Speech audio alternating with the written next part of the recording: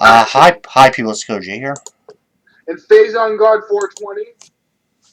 And today is Metroid Prime 1 for the Gamecube. The Gamecube and eventually was ported over to the Wii. Mm-hmm.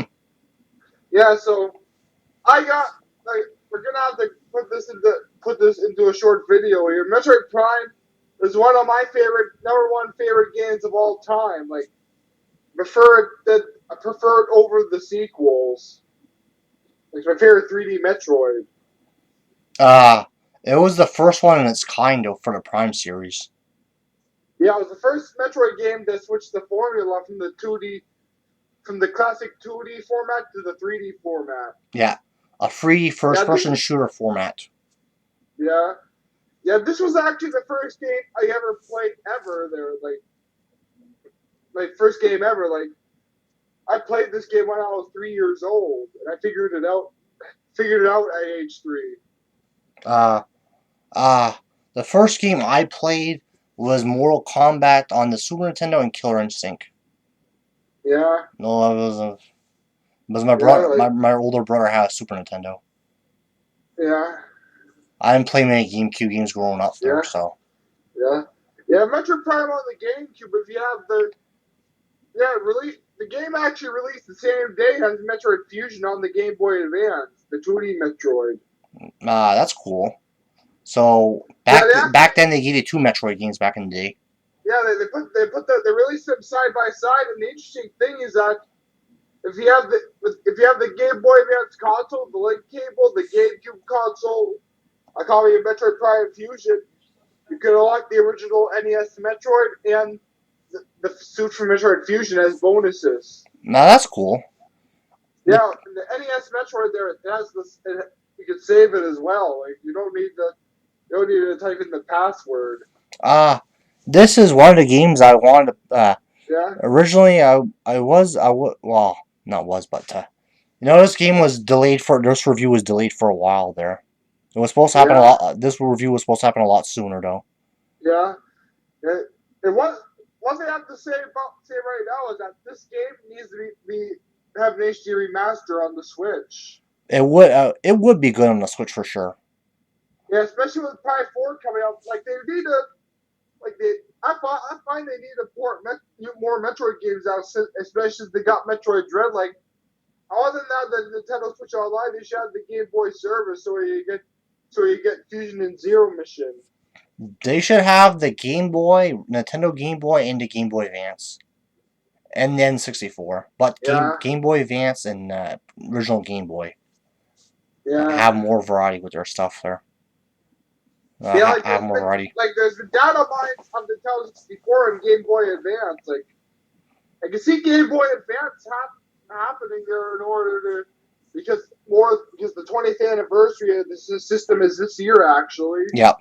And also, there's a lot of third-party games that were made on the Game Boy Advance too. Yeah. There was Capcom had some games. They had the Street Fighter game. Yeah. There was Tekken on there. What else was there? I'm trying to remember. I know there were some Contra games on there. The Castlevania games. And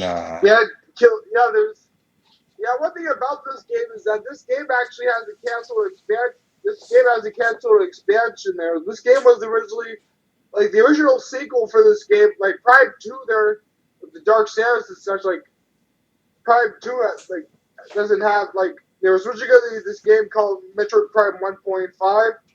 It's supposed to be an expansion of Metroid Prime that's supposed to take place right after the first game. That would have bbeen actually pretty good, actually. Yeah, the game sounded interesting, actually. The game was called Metroid Prime 1.5. You had areas where the screen will flip up, where you go in areas where the gravity changes. The screen will be upside down sometimes, for example.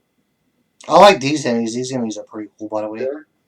Yeah, the Beatles, yeah. The Beatles. Yeah, Metroid Prime, yeah. Metroid Prime, the main antagonist of the series is Metroid Prime. Yeah, but at the was Ridley in this game too? Yeah, Meta Ridley, yes. Okay. The Ridley in this game is a cybernetically enhanced version of Ridley. Nice. But Nice. Lily's not the main antagonist. No. The main antagonist is Metroid Prime. Metroid Prime is like the embodiment of Phazon, and at the end of the game, there, Metroid Prime absorbs Samus's Phazon suit. And if you get the 100% ending, there's a secret cliffhanger where we see Dark Samus's hand rising out of a Phazon pool. I like the health kits in this game. They're pretty good. Yeah. And also, the energy tanks, yeah, I got one of the energy tanks when I played the game there. Yeah, one of my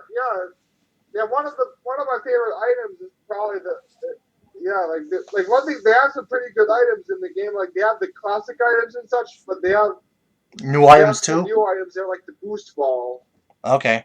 They have this new thing with the visor system in Metroid Prime. There's a scan visor where you can scan enemies there, where you can learn about them, and you also have lore where you can scan items, scan lore, and learn, like, gives you lore about certain Chozo stuff and space pirate lore. It also scans like elevators too, by the way. Yeah, scans like elevators. You also get other visors like the thermal visor and the X-ray visor. Yeah. But some of the enemies are tough in this game, though. But, you know, it's Metroid.